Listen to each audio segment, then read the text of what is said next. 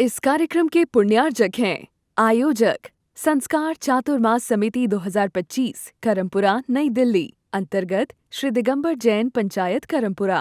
संरक्षक श्री सतीश जैन, अध्यक्ष श्री सुंदरलाल जैन, उप प्रधान श्री महेश जैन, उप प्रधान श्री महिपाल जैन, महामंत्री श्री देवेंद्र कुमार जैन, कोषाध्यक्ष श्री सुशील जैन।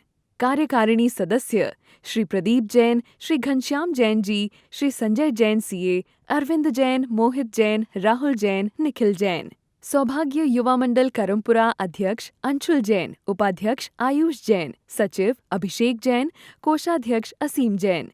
विनीत सखी महिला मंडल करमपुरा नई दिल्ली अध्यक्ष श्रीमती अनिता जैन, उपाध्यक्ष श्रीमती ऋतु जैन, मंत्री श्रीमती संगीता जैन, कोषाध्यक्ष Shrimati Sunita Jain. Vineet DLF capital green Motinagar सौभाग्य युवा मंडल करमपुरा श्री अचल जैन।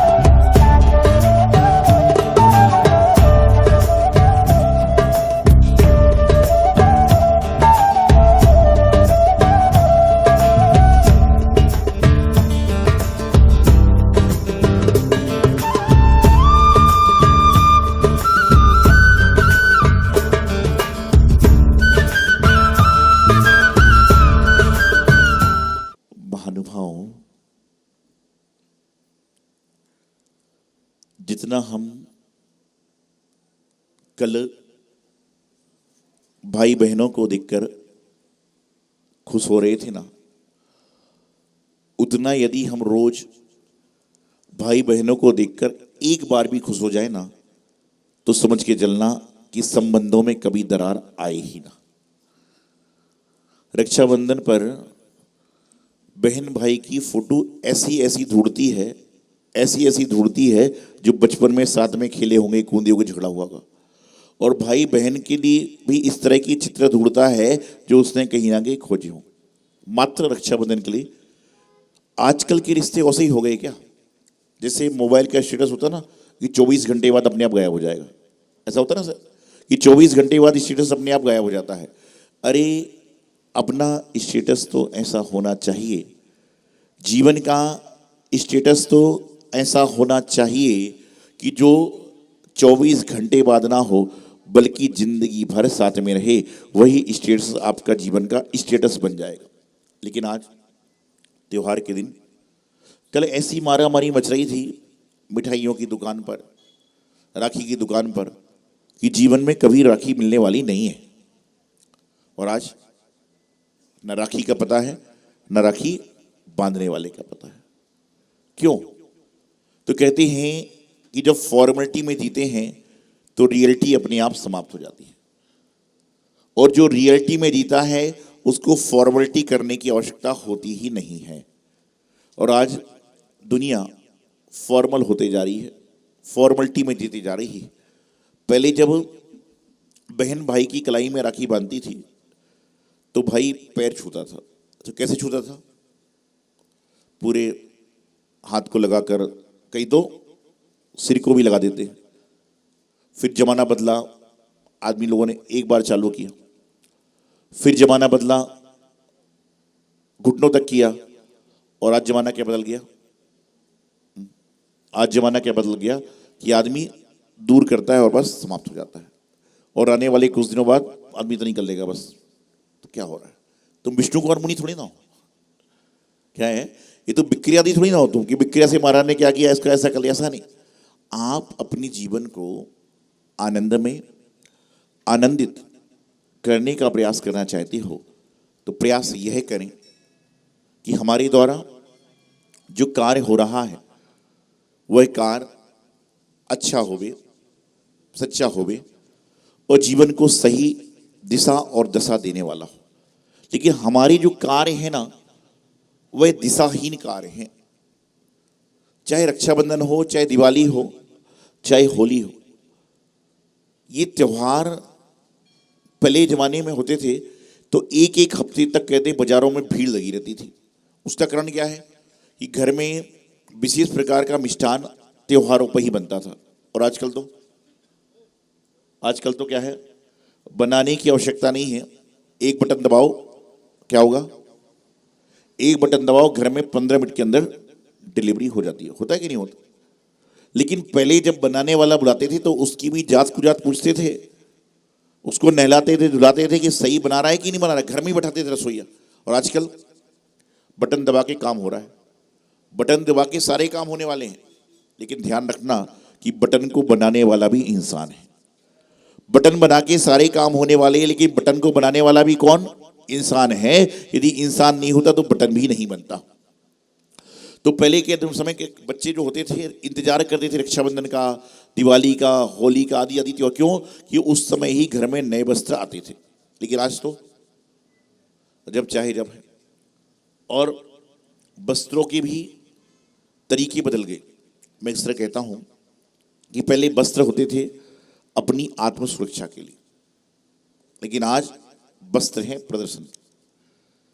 अभी मैं कल परसों जा रहा था तो एक व्यक्ति गुजर रहा था, जब आहार से मैं आ रहे थे लौट के, तो मैंने देखा कि उसका जीन्स बड़ा डिजाइनदार था, 3-4 कटिंग राइट से, 3-4 लेफ्ट से, जेनी था। तो मैंने पूछा भाई ये क्या है? बोले महाराज जी आजकल का शो यही चल रहा है, कटे हुए कपड़े पहनने का। तो मन में आया कि पहले के जमाने में कटे फटे कपड़े माँ दादी लोग दे देते थे, और कई लोग तो उसके बदले बर्तन दे जाते थे, ऐसा होता था ना। और आजकल बोले दुकान पे महंगे कपड़े फटे वाले बिक रहे हैं, बोले सिले कपड़े कम बिक रहे हैं और फटे वाले महंगे बिक रहे हैं, उसको लोग ले रहे हैं। शास्त्र कहता है फटे कपड़े पहनना दरिद्रता का सूचक है। जयेंद्र भगवान के अभिषेक में भी, गुरु महाराज को आहार देने में भी कभी भी फटे जले कपड़े नहीं पहनना चाहिए। इससे आपके जीवन में दरिद्रता का आगमन हो सकता है। लेकिन चक्कर क्या ना, धोती तो मंदिर की है, और धोती मंदिर की है तो मंदिर की धोती कैसी भी हो सकती है, और घर की धोती है तो पूरी स्वस्थ स्वच्छ होती है। हमेशा कम से कम, मैं आपको बताऊं, मैं कई बार कहता हूं प्रवचनों में, आज फिर कहता हूं कि भगवान को जब अंगोछने वाला छन्ना होता ना, कपड़ा, वो मंदिरों में महीनों महीनों नहीं बदला जाता। जिस कपड़े से भगवान का परिमार्जन हो रहा है वही महीनों महीनों बदला न जाए। जिस कपड़े को पहनकर भगवान जी का अभिषेक कर रहे हैं, कहो 6-6 महीने, 8-8 महीने धोती बदली ही नहीं जा रही। सोचिए क्या कर रहे हो आप। भगवान को छूने का प्रयास, भगवान को जो वस्त्र से अंगूठा जा रहा है वह कैसा होना चाहिए। तो गुरुदेव कहते थे, भगवान की वाणी कहती है कि आप दुनिया में लाखों करोड़ों रुपए का दान देते हो, लेकिन कभी ये भाव भी बनाएं कि हम अपने घर से वस्त्र लेकर आए और मंदिर में दे कि भैया इससे अंगोछ लेना। ये लगा, ये डायरेक्ट पुण्य है। आहार दान में कई सारे पैसे देते हो, लेकिन जो वस्तु लाकर देते हो ये आपको डायरेक्ट पुण्य का बंध होता है। इसका मतलब नहीं कि दान देना बंद कर दो, दान के साथ में ये काम करना चालू करो। मंदिर में आते हैं, सामग्री मंदिर की, कई जगह मंदिर में होता है सामग्री पात्र, पता हो सकता है यहाँ मंदिर हर जगह लिखा है। ये क्यों होता है? बोले उनके लिए होता है जो सामग्री लेकर नहीं आए। और मेरा मानना है कि उनको तो सामग्री देना ही नहीं चाहिए, कि जो घर से मंदिर के लिए निकला है और वह सामग्री लेके नहीं आ पा रहा।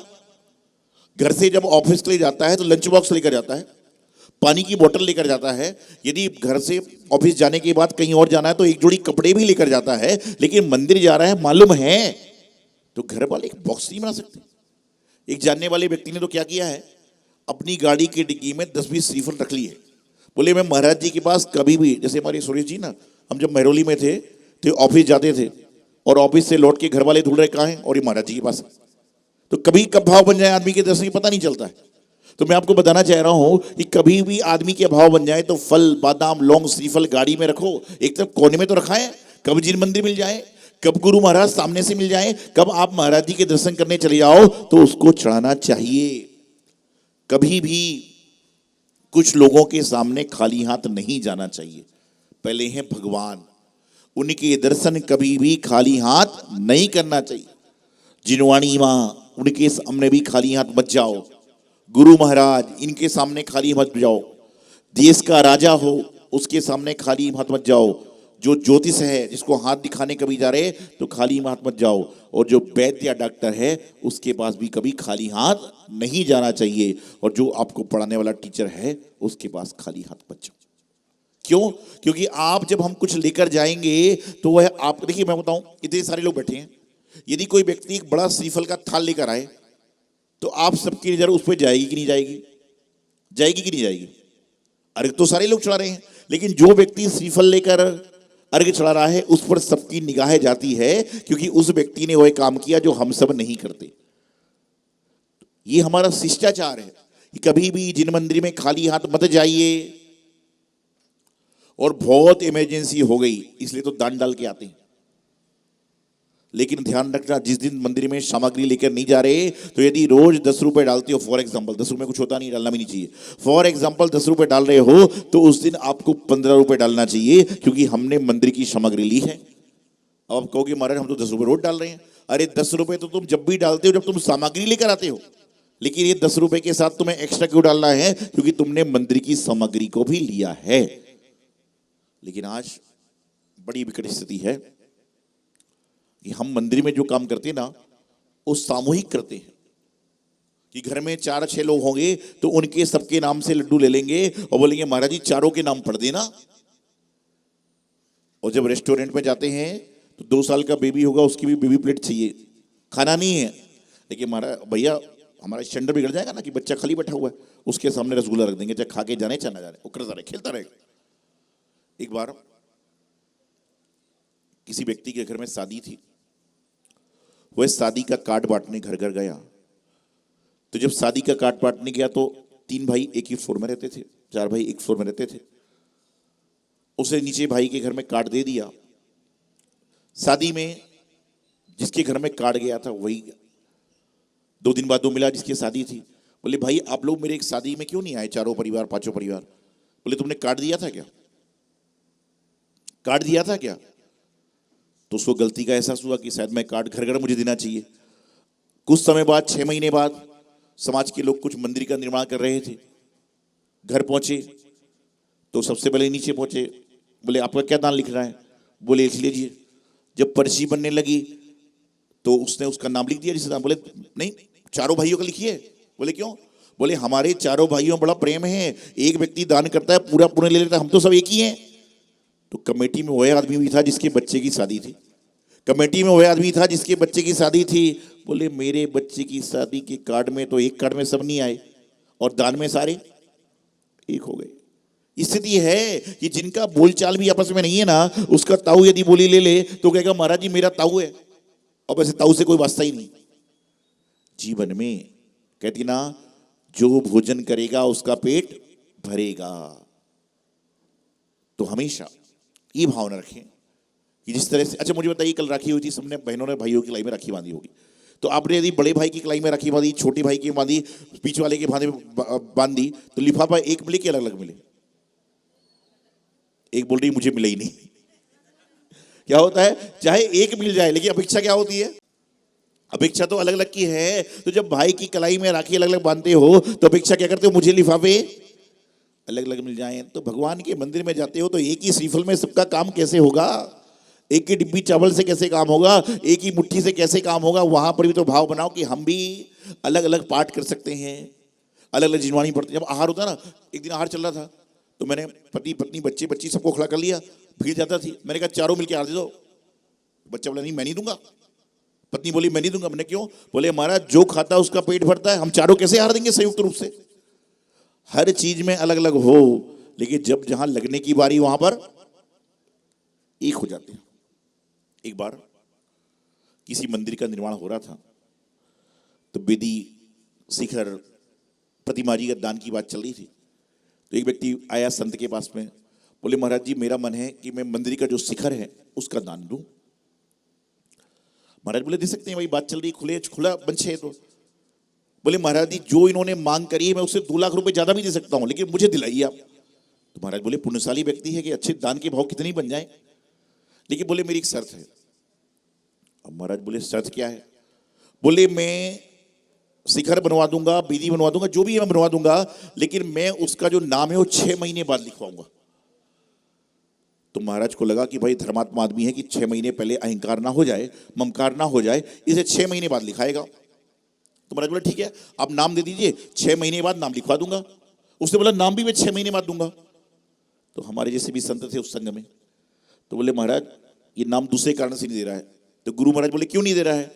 तो मैंने उसको बताया, मतलब महाराज ने बताया कि इनके घर में बालक बालिका का जन्म होने वाला है 2 महीने बाद, तो 6 महीने बाद नाम क्यों देगा कि जो बालक बालिका का जन्म हो रहा है उसका भी नाम शिखर में आ जाए। बोले हाँ महाराज बिल्कुल सही बात है, दान तो अभी दे दूंगा लेकिन नाम 6 महीने बाद दूंगा कि 2 महीने बाद खुशखबरी आने वाली है, 2 महीने बाद नाम रखा जाएगा तो उसके बाद नाम दे दूंगा। तो मेरे जैसा आदमी भी था वहां पे। तो मैंने उनसे कहा एक काम करो, आप तो जो लास्ट का नाम है ना या तो संतोष रख दो या निर्मल रख दो। बोले इससे क्या होगा? मैंने कहा संतोष और निर्मल दोनों में चलते हैं, लड़के में भी चलता है और लड़की में भी चलता है, तेरा नाम भी हो जाएगा और काम का काम हो जाएगा। ऐसे लोग संसार में हैं। अरे तुम ये सोच रहे हो कि सब कुछ सही होगा भगवान की कृपा से, लेकिन ये तो सोचो कि आने वाला जीव कैसा होगा, लड़की होगी, उसकी चिंता है।